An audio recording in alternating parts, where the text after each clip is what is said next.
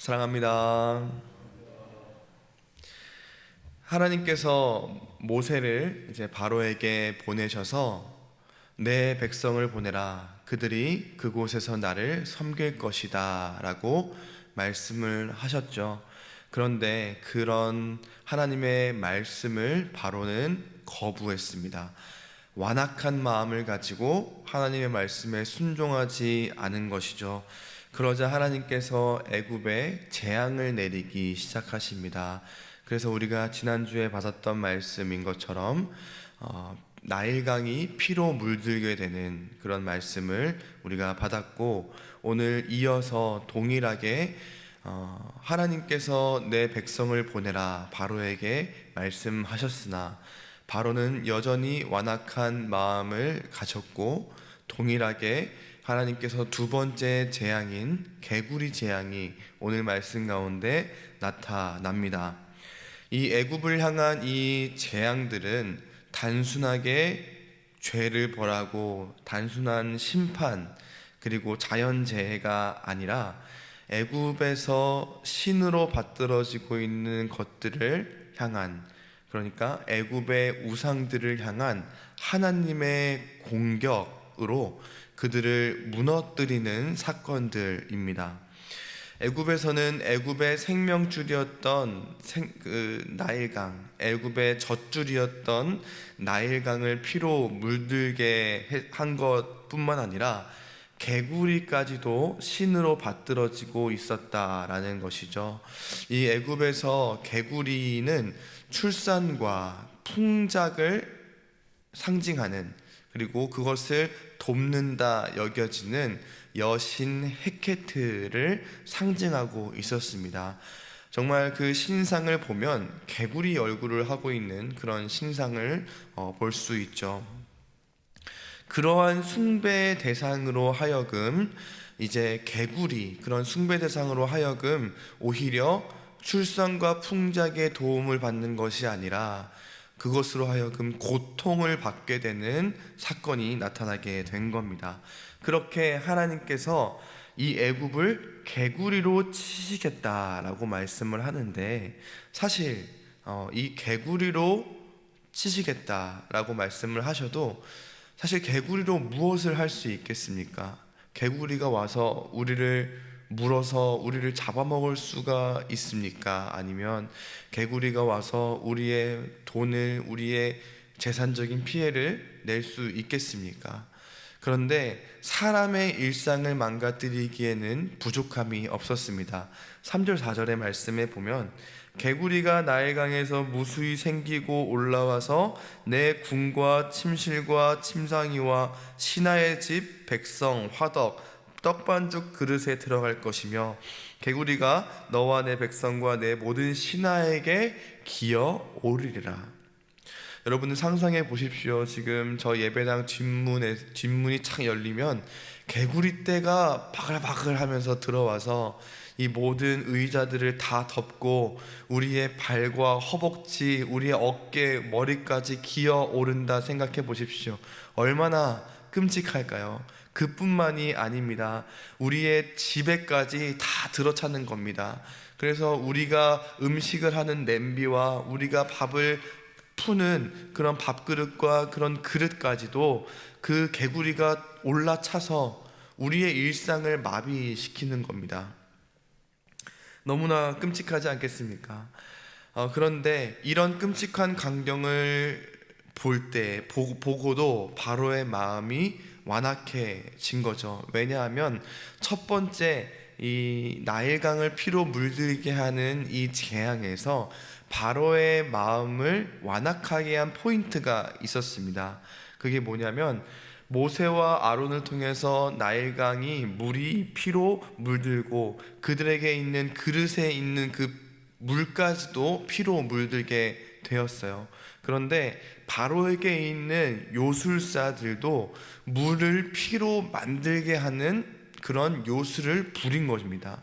그래서 그걸 보고 그렇구나, 우리도 할 수 있는 거네, 별거 아니구나 라고 하면서 바로의 마음이 완악해져 버리는 것입니다.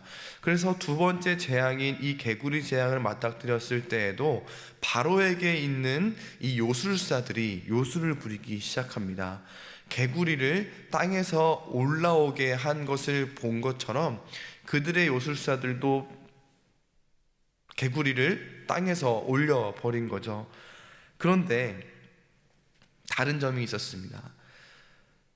하나님께서 모세와 아론을 통해서 땅에서 개구리를 올라오게 한 것과 자신들의 요술사들이 땅에서 올라오게 한 그 능력의 차원이 다른 것을 발견하게 된 것입니다. 요술사들의 요술은 그저 개구리들을 땅에서 올라오게 했다라는 것에 그쳤는데, 하나님께서 모세와 아론을 통해서 땅에서 올라오게 할 뿐만 아니라, 바로의 눈에 비춰진 것은 올라오게 할 뿐만 아니라 모든 애굽 땅에 그 하나님의 능력으로 개구리가 온 땅에 덮였다라고 본 거예요.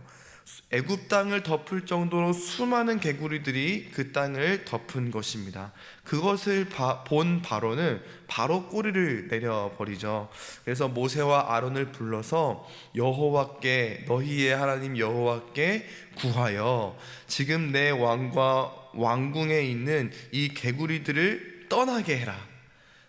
그래서 너희 백성들을 보내줄 테니까 너희들은 가서 여호와께 제사를 드릴 것이니라 라고 요청합니다. 그래서 모세와 아론은 다시 이제 질문을 하죠.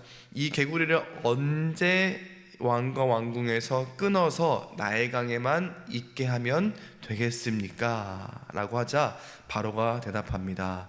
내일이니라. 내일이니라. 저는 이 대답을 보고 좀 한글 성경을 보고 이해가 되지 않았어요. 아니, 왜 지금 당장 없애달라고 하지 왜 내일 없애달라고 하냐? 그러면 오늘 밤 또 같이 보내야 되는 거 아니냐? 왜 24시간 더 개구리를 보고 같이 지내려고 하냐? 라는 생각이 들었습니다. 그래서 이제 원문 말씀을 이제 살펴보고 연구를 하는데, 이 본문 한글 성경에는 그냥 내일이다라고만 이제 표기가 되어 있습니다.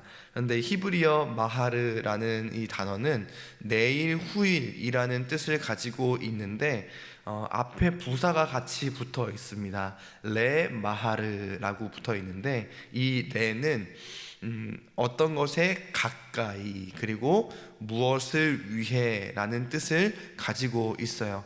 이 말씀을 직역해 보면 내일을 위해, 내일 가까이 라는 뜻을 가지고 있는 겁니다. 어느 본문에는 이 단어가 이제 그 밤을 지나 아침에 라고 이제 표현되어 있기도 하고 합니다.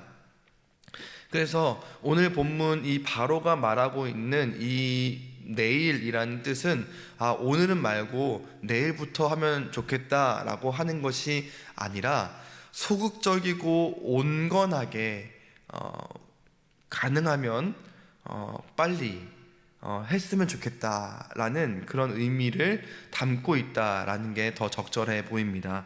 그래서 뒤에 말씀에 보면 이 모세와 아론이 내일 간구했다라고 나오는 것이 아니라 바로를 떠나서 나가서 간구했다, 그냥 그렇게 이제 기술이 되어 있습니다. 그런데 그렇다 해도 이 하나님께 이 바로가 곧바로 엎드리지 않고 회개하지 않은 것은 이 바로의 완악한 마음이 여전히 존재했다. 하나님 잘못했습니다. 내가 하나님의 말씀을 거부했습니다. 내가 지금 당장 그 백성들을 보내겠습니다 라고 한 게 아니라 온건하고 소극적으로 그저 이 상황을 모면하기 위한 요청을 하나님께 그저 드린 것 뿐이라는 것이죠. 그러나 이 본문 말씀을 우리가 묵상을 하다가 이 내일이라는 이 단어가 참 우리의 영적 상태를 보여주는, 단적으로 보여주는 단어가 아닐까 생각을 해봅니다. 먼저는 우리가 지금 이 애굽의 백성들처럼 신상을, 우리 집안에 개구리 신상을 모셔놓고 그 신상을 하나님처럼 모시며 살고 있는 것은 아니지만 내 마음 가운데, 그리고 내 생각 가운데, 내 기준 가운데 하나님이 아닌 다른 것, 하나님이 아닌 것을 내 마음에 담아놓고 하나님이 아닌 다른 것을 사랑하고 하나님이 아닌 다른 것을 의지하고 있지는 않은지 우리가 먼저 돌아보아야 할 것입니다.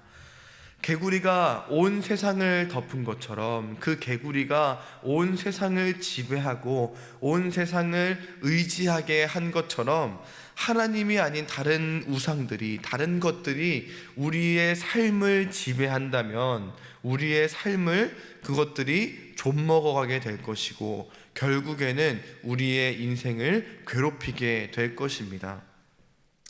우리는 그제서야 하나님이 아닌 다른 것을 따라가는 그때, 그제서야 이제 정말로 인생의 풍요와 인생의 평안을 누리는 것이 아니라 괴로움을 맞닥뜨리게 될 것입니다. 그래서 그제서야 우리는 하나님께 살려달라 부르짖을 겁니다. 그러면 우리 하나님은, 신실하신 하나님은, 너무나 선하신 하나님은 우리를 그제서야 고백했던 우리를 살려주실 겁니다. 우리의 이 회개의 기도를 어쩔 수 없이 여전히 우리의 기도를 들어주실 거예요. 우리를 외면하지 않으실 겁니다. 그러나 그때에 우리의 마음은 어떨까요? 정말 하나님 우리의 죄를 용서해 주셔서 감사합니다. 하나님 정말 우리가 하나님 앞에 못할 짓을 했습니다. 다시는 그러지 않겠습니다. 하나님 내가 오늘부터 당장 하나님께 나의 삶을 헌신하겠습니다 라고 하기보다 보통 다시 완악한 마음을 가지게 되는 것이 우리의 현실입니다.